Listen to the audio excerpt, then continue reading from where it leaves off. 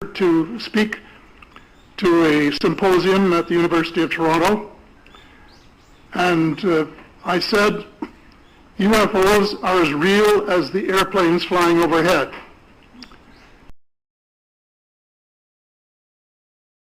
On Earth at this present time, and at least two of them probably working with the United States government. The other species that I learned about not too long ago was called the tall whites. To become spiritual beings and practice the one tenet that the world's major religions have in common, and that is the Golden Rule.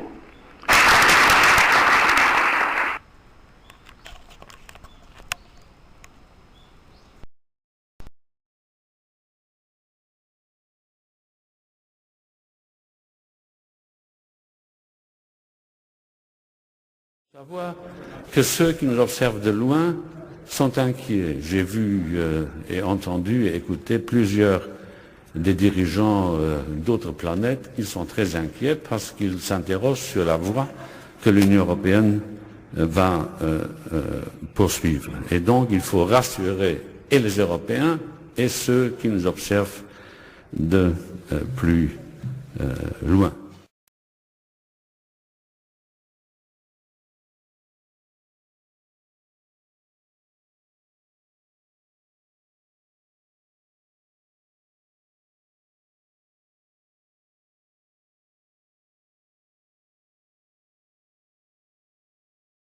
Der Brexit besorgt und verwirrt Europa. So sehr, dass EU-Kommissionspräsident Jean-Claude Juncker im EU-Parlament einige sehr merkwürdige Sätze sagte. Die sorgen jetzt für Aufsehen. Auf Französisch klingen sie so.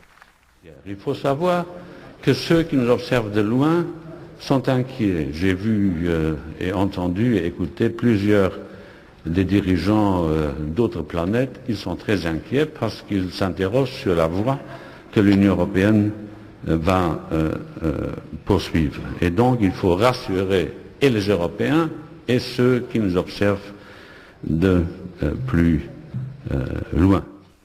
Übersetzt sagt Juncker hier, Sie müssen wissen, dass jene, die uns von weitem beobachten, beunruhigt sind. Ich habe gesehen und gehört, dass Führer anderer Planeten beunruhigt sind, weil sie sich dafür interessieren, welchen Weg die Europäische Union künftig einschlagen wird. Und deshalb sollten wir die Europäer und jene, die uns von außen beobachten, beruhigen. Kurios, im offiziellen Transkript der Rede fehlt genau die Stelle, an der Juncker von den Führern anderer Planeten redet. Französische Medien spekulieren nun, dass Juncker sich schlicht versprochen habe und die anderen Führer unseres Planeten meinte. Denn dass der EU-Kommissionspräsident an Außerirdische glaubt und das auch noch offiziell sagt, diese Geschichte scheint selbst in Brexit-Zeiten doch unglaubwürdig.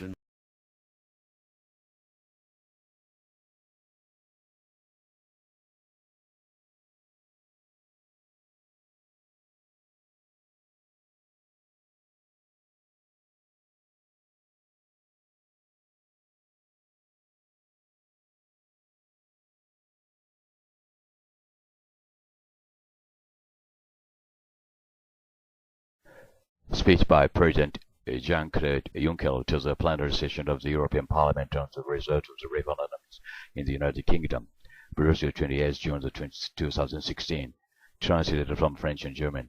Mr. President, Madam Chair of the Council, honorable members, Mr. President, the Parliament is about to discuss the future of Europe and place the United Kingdom with Europe and the European Union.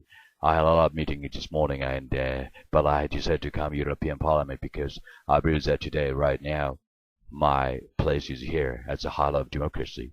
Our British friends have spoken by universal suffrage. The expression of will and political majority has to be respected by all. Democracy is democracy, and we must respect British democracy, and we view that has been expressed. The choice of the British people must be respected. European expression there was and consequences there are. So I'm asking for clarification, not immediately, because the British system is more complicated than one might think. But as soon as possible, there was a vote. Now there is hesitation. Lord Head, my friend, my brother, has drawn to his conclusions. He is a true Democrat. I would like to others to draw the conclusion of the expression of the British popular will. I will read and heard the President of the parliamentary groups with a few expressions have responded with emotion to the result of the British referendum. Indeed, Europe is more than just a matter of the head. Yes, we must remain rational. But when we are sad, we should be allowed to say so much. I'm saddened by British vote and I make no secret of it. This isn't sentimentality. It is my profound conviction. I would have liked the United Kingdom to stay forever by our side. With us, it has decided otherwise. We must accept the consequences. The Prime Minister, whom I will be seeing later this morning, remains.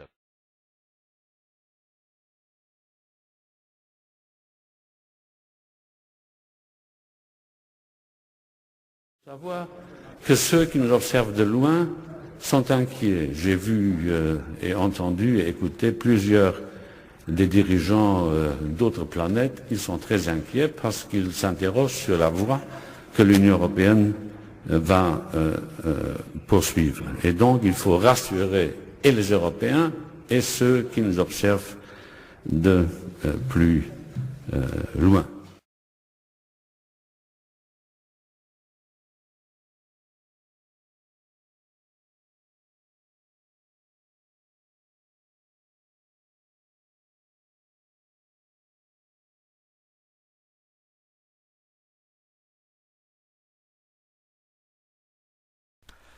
Hello, this is Hiroshi Hay, Hamama City, Japan. This is a sort of interview program of Humankind+, Hellyer, the former Prime Minister of Defense and Force in Canada.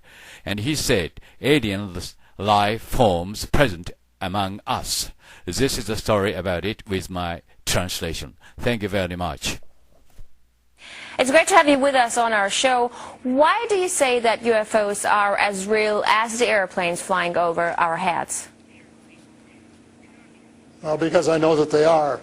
They've been, as a matter of fact, they've been visiting our planet for thousands of years. And one of the cases that would interest you most, if you give me 2 or 3 minutes to answer, is during the Cold War, 1961, there were about 50 UFOs in formation flying south from Russia to across Europe, and the Supreme Allied Commander was very concerned and about ready to press the panic button when they turned around and went back over the North Pole.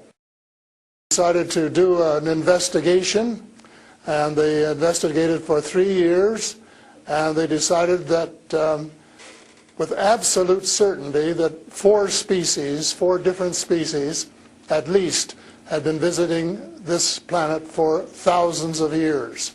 So that's, we have a long history of UFOs, and of course there's been a lot more activity in the last few decades since we invented the atomic bomb, and they're very concerned about that and the fact that we might use it again. And because the whole cosmos is a unity, and it affects not just us but other people in the cosmos, they're very much afraid that we might be stupid enough to start using atomic weapons again, and this would be very bad for us and for them as well.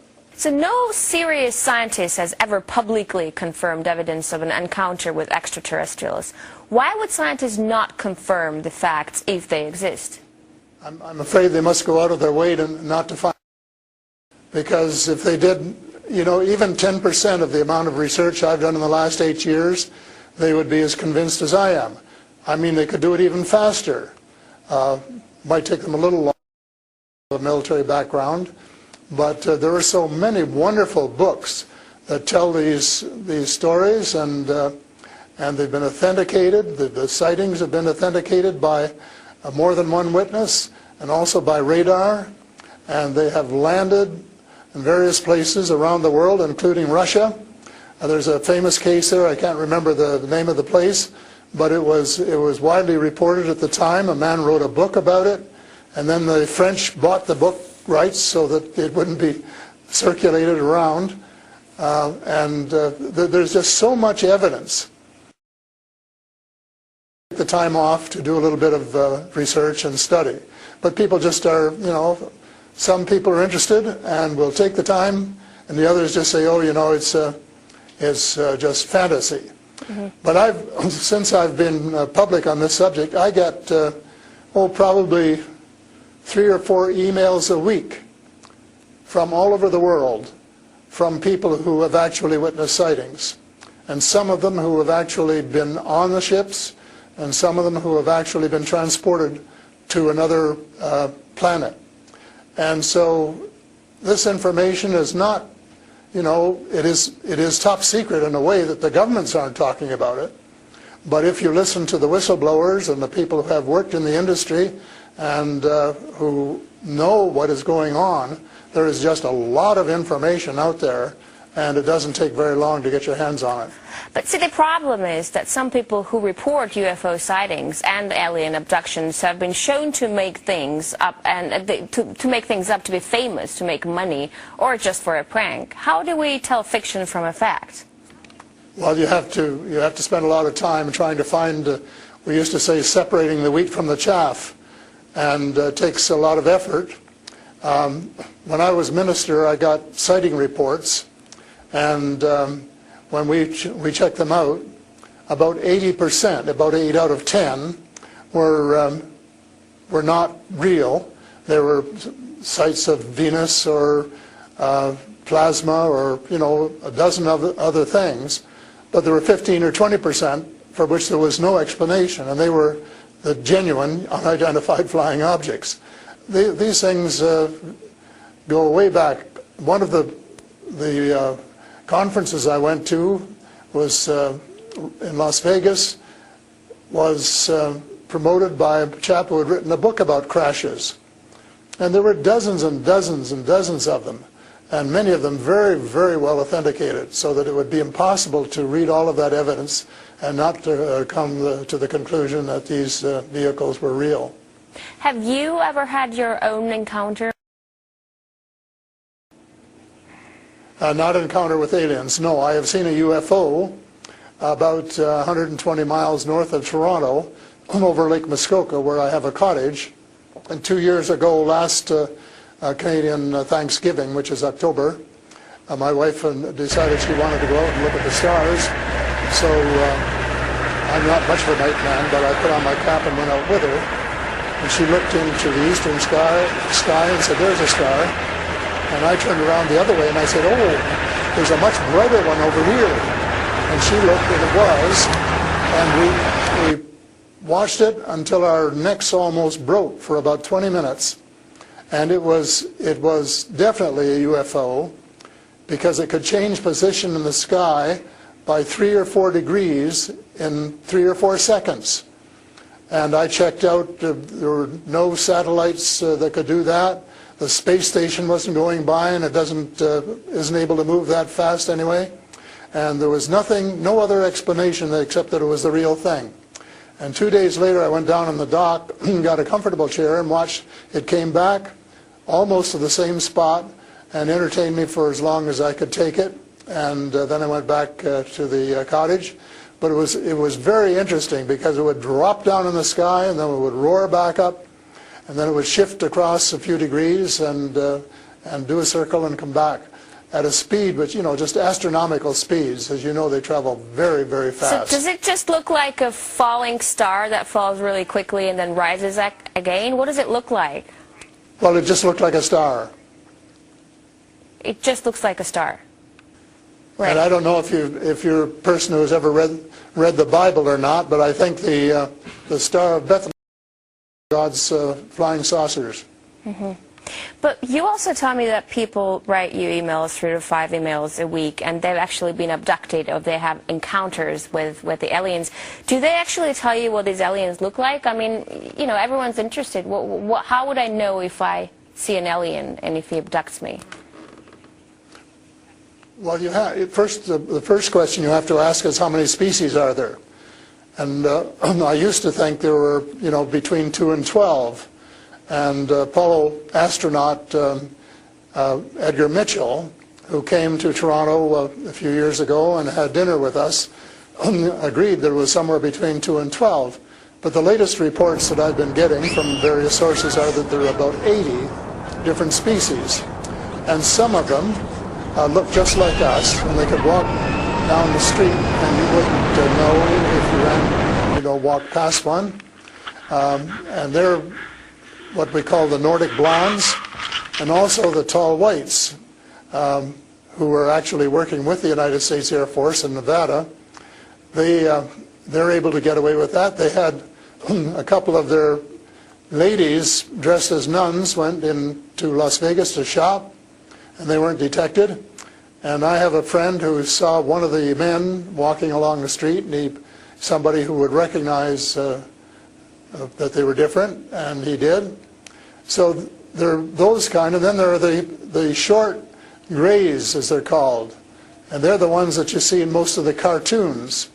They're have very, very slim arms and legs, and they're very short, just a little over 5 feet, and they have a great big torso and a great big head and great big brown eyes.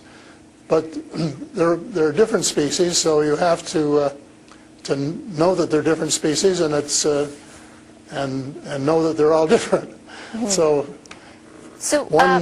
if you saw the short gray, you'd certainly know that there was something up that you'd never seen before. But if you saw one of the Nordic blondes, well, you'd probably say, "Oh, I wonder if she's from Denmark or somewhere." So this species that you're describing, are they all different in terms of nice and mean? Are some of them nice and benevolent? Are others nasty? Or how are they? Are they good to people on Earth, or are they here to harm them? Well, it's a difficult question to answer because they have different agendas. And maybe all of us on Earth should have the same agenda, but you couldn't say maybe that Russia and China and the United States all had the same agenda at every turn, because they don't. And I would say that nearly all are benign, they're benevolent, they want to help us. There may be one or two species which do not. And that's one of the things I'm investigating at the moment, is to see who they are and what they're up to and what their agendas really are. All right, we're talking to Paul Hellyer, former Canadian Minister of Defense, who says extraterrestrial life forms exist and are present on Earth. We'll talk more about what they are and why they're here after a short break. Stay with us. And we're back with Paul Hellyer, former Canadian Minister of Defense, to talk about extraterrestrial life forms. Great to have you back. So these extraterrestrial creatures, where did they come from and how did they get here to Earth? They come from various places. For a long while, I only knew about ones who came from different star systems. The Pleiades and Reta Reticula and several other star systems, but in the last few months I have met people who have made me aware of that there are some in our star system, and that there are actually extraterrestrials who live on a planet called Andromeda, which is one of the moons of Saturn, and that there are others on Venus and some on Mars, and that they may be interacting between themselves. I suspect that they are, because there is what of these people, and they have rules. For example, one of the rules is that they don't interfere in our affairs unless they're invited to. And that's one of the reasons probably that we haven't seen more of them until very recently. And so but what do you mean? There are a lot of people who want to interact with them. There are a lot of people who actually want to see them and know who they are. What, they need a special invitation to interact with us? What does it mean? They don't want to interfere into our affairs. They want to tell us how to run our affairs. They have accepted the fact this is our planet and that we have the right to run it, but they're very, very concerned. They don't think we're good stewards of our planet.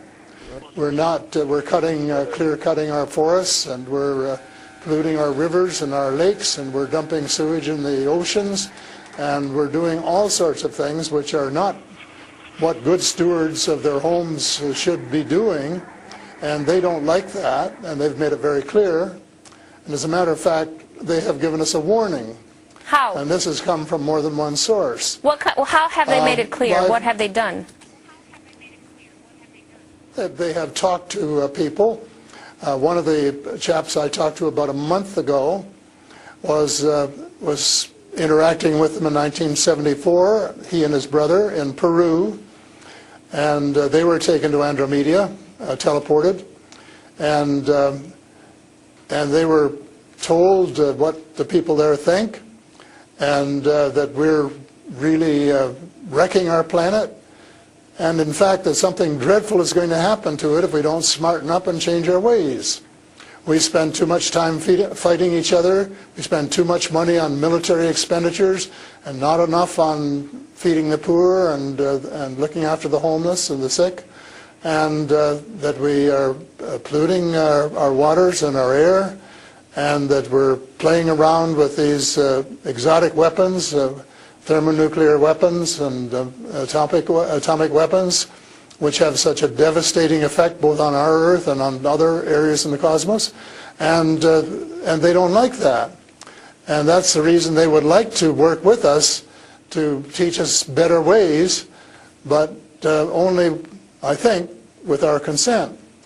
And they work through individuals, and they try and pick out individuals who won't be frightened to death of them, because they can give you quite a fright. One of the cases I'm familiar with was the tall whites in Nevada, where the United States Airmen working with them, were just frightened to death of them. And one, Charles Hall, rescued the daughter of one of the high-up people in the tall whites, and as a result became very good friends with the mother. And as soon as they could trust each other, they had a wonderful relationship. And he wrote a book about it. It's called Millennial Hospitality. Millennial Hospitality. And it tells you how you go through these stages of being scared out of your wits. But then when you establish a trust and a working relationship, why you can have the same relationship, same kind of relationship that you would have with someone here on Earth. But here's what I'm thinking. If you're outing their presence, which is clearly not what they want since they're hiding, why aren't they so afraid of, why aren't you afraid of repercussions? Because you're obviously stating that they're here among us, and you're telling me all the species that exist. That they are here among us, and I'm not afraid because in most cases, as far as technology is concerned, they're light years ahead of us, and we have learned a lot of things from them. A lot of the things that we use today, we got from them, lead lights and microchips and Kevlar vests and all sorts of things that we got from their technology, and we could get a lot more too, especially in the fields of medicine and agriculture, if we would go about it peacefully. But I think maybe some of our people are more interested in getting their military technology, and I think that's wrong. I think that's wrong-headed, and that's one of the things that we're going to have to change, because we're going to have to work together. Talking about all of us, everywhere on the planet. You mentioned military technology and swapping technologies and barters between aliens and people in American government. I want to ask you, as a former Minister of Defense of Canada, is interstellar war a possibility? Should we be creating a Star Wars force to defend ourselves from possible invasion or something like that? Well, I think it's a possibility, but it's a possibility especially if we shoot down every UFO that comes in our airspace without asking who they are or what they want. And right from the beginning, we started scrambling planes and trying to shoot them down, but their technology was superior enough that we weren't able to get away with it. Certainly not for a long while. And during that period of time, they could have taken us over without any trouble if they'd wanted to. So I think we have to, rather than develop our own Star Wars, Earth Star Wars, to protect ourselves against them, that we should work with the benign species, who are the vast majority, and work together and rely largely on them, of course, and cooperate so that we would be contributing something at the same time. But I don't think there's any point in us developing a galactic force that would tempt us to go out on our own and get into mischief, which is one of the things I think some of them are concerned about. But what do you expect to happen if people start to believe in alien existence? Because things are definitely going to change. Our lives aren't going to be the same anymore. Well, I hope that's the case. I hope that's the case, and I'm all for full disclosure, and I'm going to push very hard for full disclosure in the book I'm writing, and to give some reasons for it, things that we really have to know and have a right to know, and that our future as a species, and here I mean, all of the species in the world, are potentially at risk if we don't figure out what's going on and work together to try and make life more amenable for all of us. But and to work with our neighbors from other planets as well.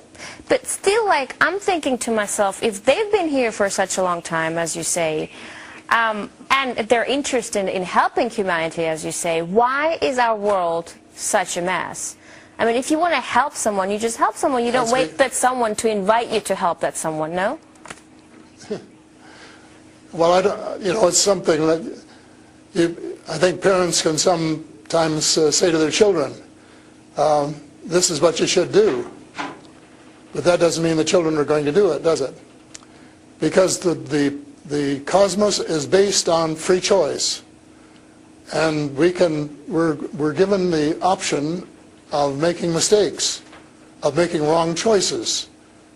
And I guess what bothers some of us is we've made too many wrong choices and not enough right choices. So we're going to have to start switching our priorities and stop spending so much time and effort and weapons to kill each other or to dominate each other, and spending a lot more time on how to help each other to have a better society and life which is healthier, and where the health care is better, and where the food distribution is better, and where the air is cleaner and the water is cleaner, and all of those things that are waiting to be done if we just get together and row, as we say, rowboat, row in the right direction, the same direction. And it's possible, but it's a tall order, and so far we haven't done it.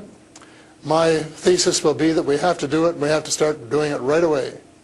Thank you so much for this interesting interview and insight on extraterrestrial life. That was Paul Hellyer, former Canadian Minister of Defense, who says aliens exist and live among us on Earth. That's all the time we have for today. I will see you in the next edition of Sophie & Co.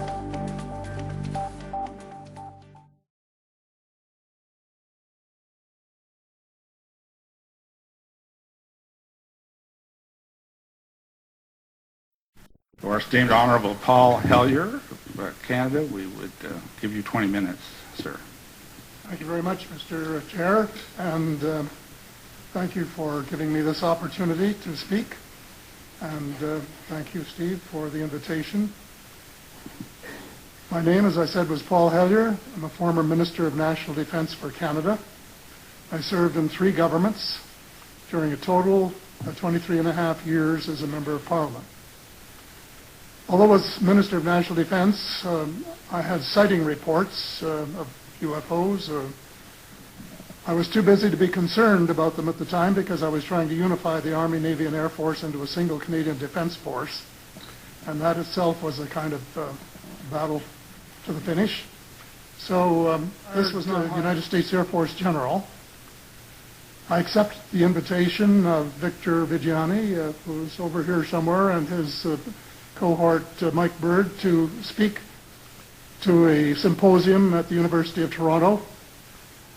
And I said, UFOs are as real as the airplanes flying overhead. That gave me the dubious distinction of being the first person of cabinet rank in the G8. The document was prepared, which concluded that at least 4 species had been visiting Earth for thousands of years. And this is my own view at this stage as well. So, this morning, finally say that there are live ETs on Earth at this present time, and at least 2 of them probably working with the United States government. The other species that I learned about not too long ago was called the tall whites. And this is when Paula Harris broke the story just a few years ago. And through her good offices, I had the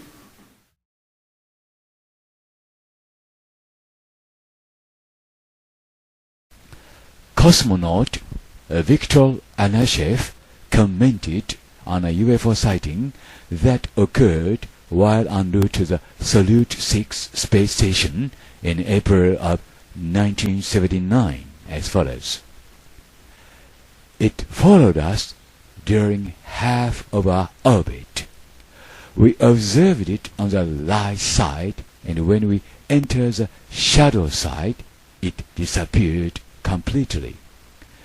It was an engineered structure made from some type of metal approximately 40 meters long with inner hulls. The object was narrow here and wider here, and inside there were openings. Some places had projections like small wings. The object stayed very close to us. We photographed it, and our photos showed it to be 23 to 28 meters away. 宇宙飛行士ビクトル・アファナシェフは1979年4月、ソリュート6号宇宙船へ行く途中、UFO の目撃について次のようにコメントしている。それは私たちが周回する約半分の間、私たちについてきました。私たちはそれを昼の間に見ました。そして地球の影に入ったとき、それは完全に消えてしまいました。それは技術加工された構造をしていて、何かの金属で作られていました。内部構造を持った長さが40メートルくらいのものでした。その物体は幅の広いところと狭いところがあり、その中に隙間がありました。いくつかの場所には翼のような突起物がありました。その物体は私たちに大変近づいてきました。私たちは写真によれば23から28メートルの距離からその写真を撮ったことになります。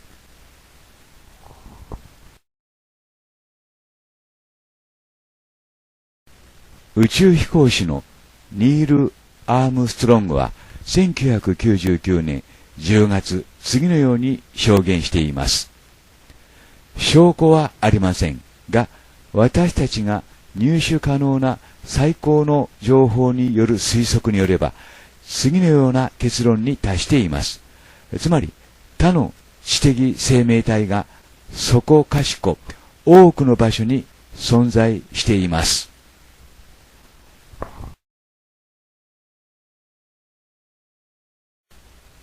同じく宇宙飛行士のスコット・カーペンターは次のように証言しています。宇宙飛行士が宇宙で一人でいたことは一度もありません。常に UFO による連続的な監視がありました。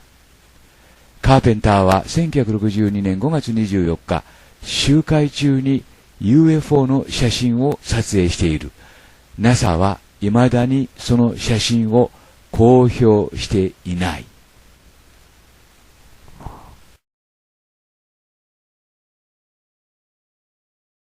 アポロ17号ミッションの司令官であったユージン・サーナンは1973年ロサンゼルス・タイムズの記事の中に次のように書いている。私は UFO についてそれを尋ねられたことがあり、私は公にこう言ってきました。彼らは誰か他の人たちであり、どこかの他の文明の人たちであると思いましたと。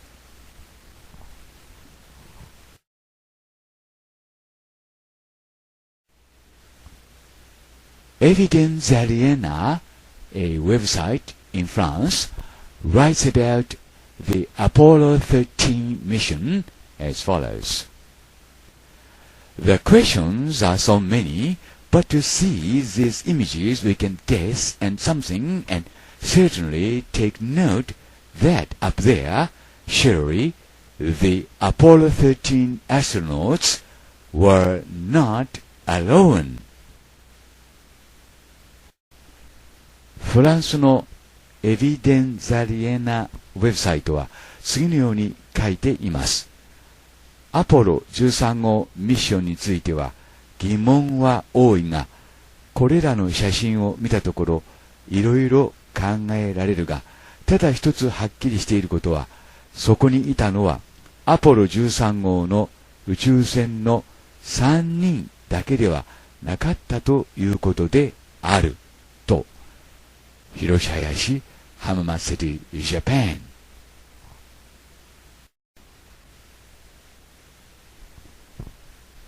エビデンザリエナウェブサイトは次のように書いています。アポロ13号計画はアポロ11号、12号に続いて第3回目の月面着陸を目的としたアポロ計画であった。1970年の4月11日にその月面ミッションはフロリダのケネディ宇宙センターにて発射されたが、その発射から2日と半分経ったところで酸素タンクが爆発し、月面着陸はキャンセルされた。その爆発により宇宙船そのものが激しく損傷を受けたため、3人の宇宙飛行士たちは月面着陸船のアクエリアスへ移動し、月面に着陸するための手段として使われる予定だった宇宙船を機関船として使用せざるを得なくなった。船内の熱がなくなる、飲み水が不足する、二酸化炭素除去装置の修理をしなければならないなどのかなりの困難にもかかわらず、宇宙飛行士たちは4月1日地球に帰還した。 YouTube の利用者が NASA の記録写真の中から興味深い写真を見つけた。それにはアポロ13号の近くを飛んでいる未確認飛行物体が示されていた。ここにその写真の出どころを明記しておくが、その物体を見るためには明度を上げ画像を明るくする必要がある。以下が NASA の公式画像である。画像8528ストリートキャップ1による撮影写真。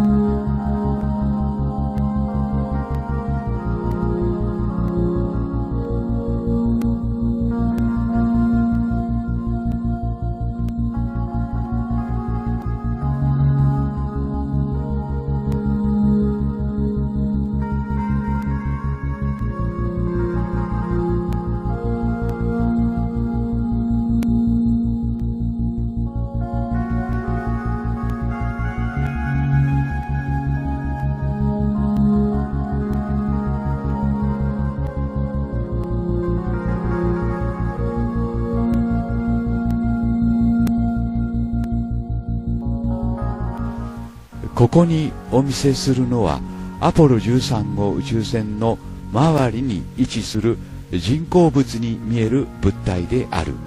このサイトのスコット・ワリングによれば、エイリアンの宇宙船は何か必要なことがあれば割り込んでくることができる範囲でアポロ13号の近くを飛行しているように見えるとのことである。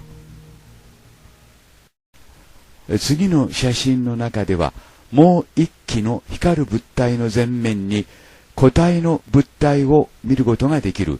この物体はアポロ13号に事故を引き起こした謎の物体なのだろうか。アポロ13号の真のミッションは何だったのか。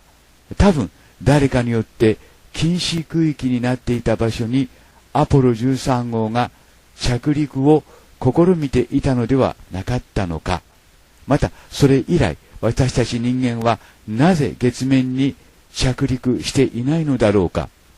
エイリアンの拒否にあったのか。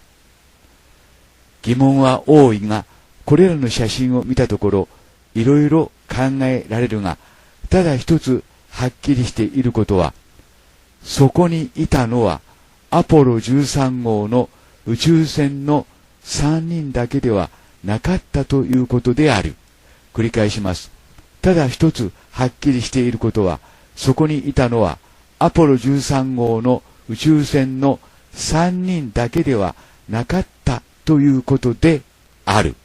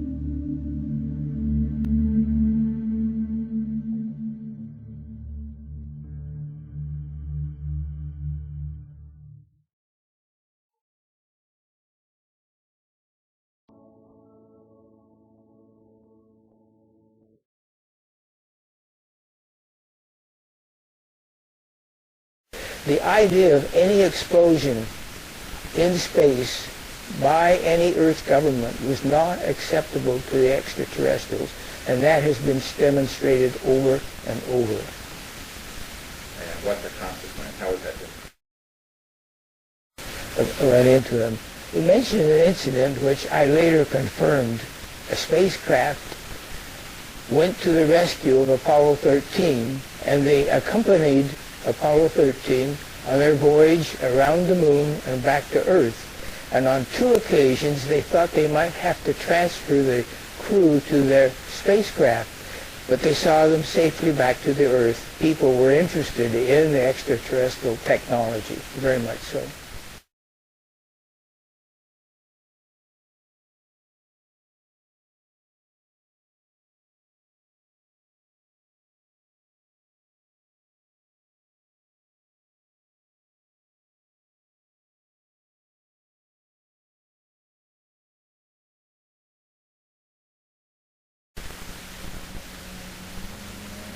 I am Lauren Ross Dedricson, Colonel, USA, retired.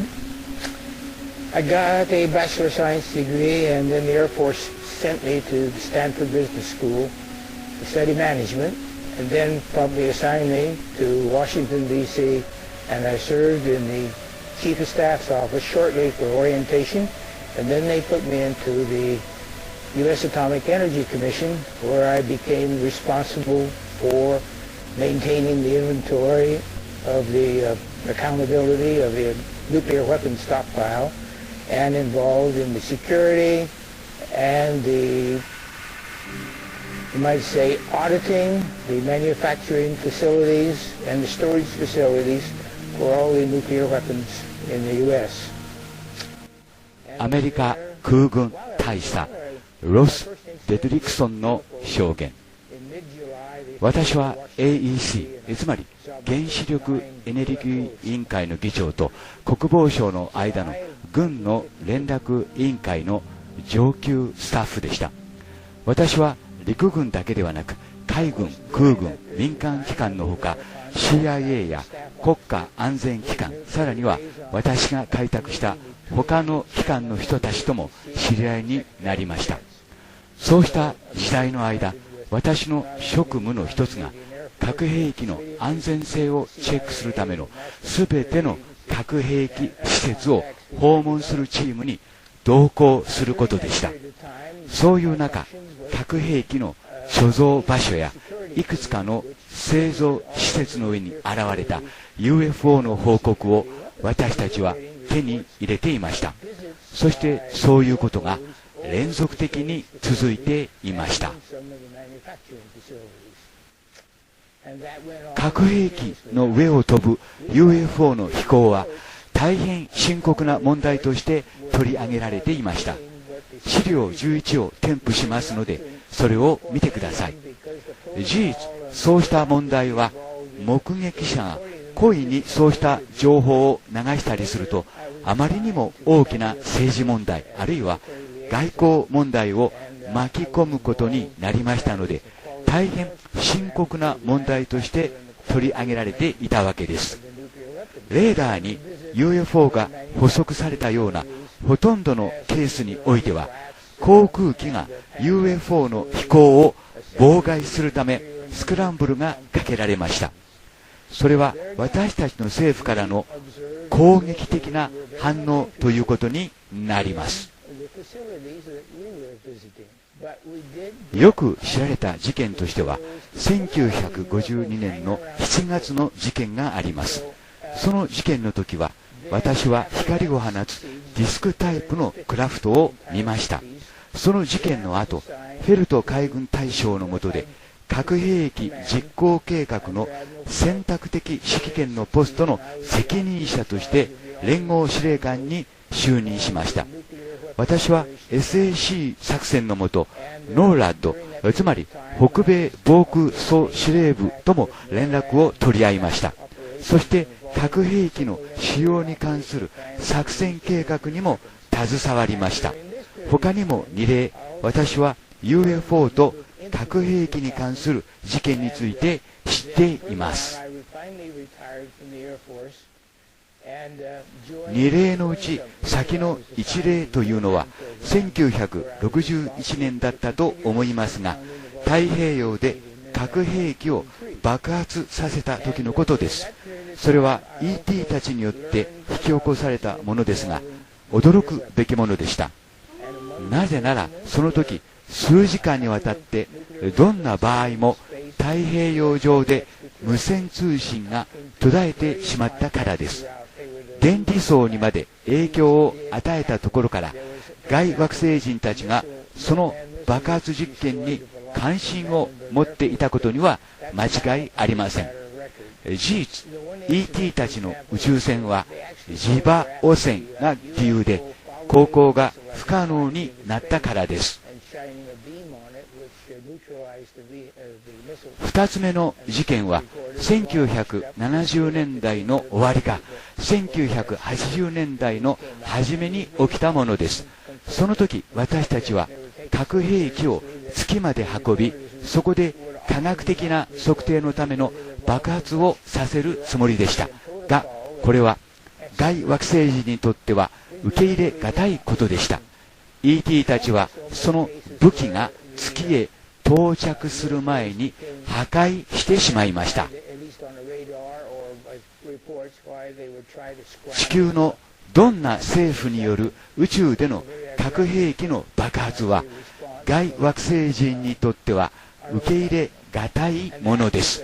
そのことは私たちが何度も何度も宇宙へ送り届けた核兵器がことごとく破壊されてしまったことでも示されていることです。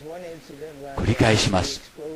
地球のどんな政府による宇宙での核兵器の爆発は外惑星人にとっては受け入れがたいものです。そのことは私たちが何度も何度も宇宙へ送り届けた核兵器がことごとく破壊されてしまったことでも示されていることです。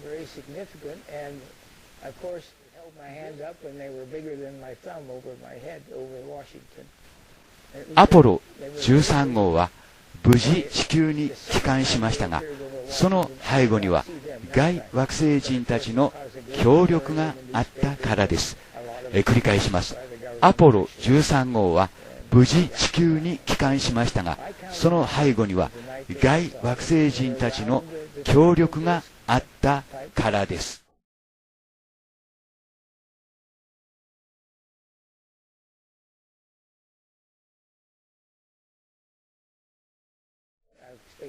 But they were there, they were illuminated, they were quite visible. A spacecraft went to the rescue of Apollo 13, and they accompanied Apollo 13 on their voyage around the moon and back to Earth. And on 2 occasions, they thought they might have to transfer the crew to their spacecraft, but they saw them safely back to the Earth. People were interested in the extraterrestrial technology, very much so. In fact, that was the time when Area 51 became notorious.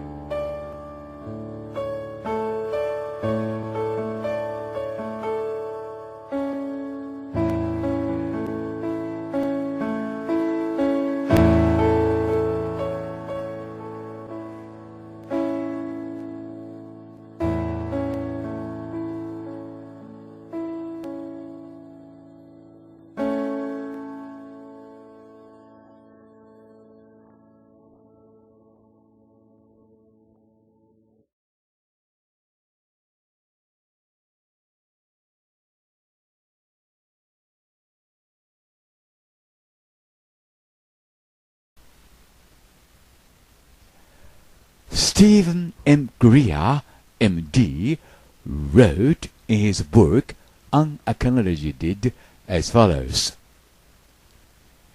As I stated, the ETs have made it very clear that the entry ticket for human civilization to become interplanetary is first and foremost to be civilized, to live together peacefully, to renounce weapons of mass destruction, and to go out into space, free of weapon systems with a consciousness of universal peace. スティーブン・ M ・グリアー MD は次長 Unacknowledged の中で次のように述べています。私がすでに述べたように、外惑星人は次のことを明確にしている。つまり、人間文明が外惑星人になるためには、まず最初にして、かつ最大に、皆が平和に一緒に暮らすために、人間自身が文明化することである。そのためにも、大量破壊兵器を放棄し、宇宙の平和を守るという意識を持って、宇宙に武器システムを持ち込んではならないということである。War in space to replace war on Earth is not evolution, but cosmic madness. A world that's united in fear is worse than one divided by ignorance. It is now time for the great leap into future, a leap that moves us out of fear and ignorance and into an unbroken era of universal peace. This is our destiny. It will be ours just as soon as we choose it. 地球での戦争を置き換えるための宇宙での戦争を進歩あるいは進化と考えてはいけない。狂気の沙汰である。このような恐れに結びついた世界は無知でバラバラになっている個人よりたちが悪い。私たち人類は未来に向かって大きく飛躍する時である。つまり恐れと無知から抜け出て宇宙平和という未体験の時代に突入する。それが私たちが目指すべき運命である。そしてそれは私たちがそれを選択するや否や今すぐ私たちのものとなると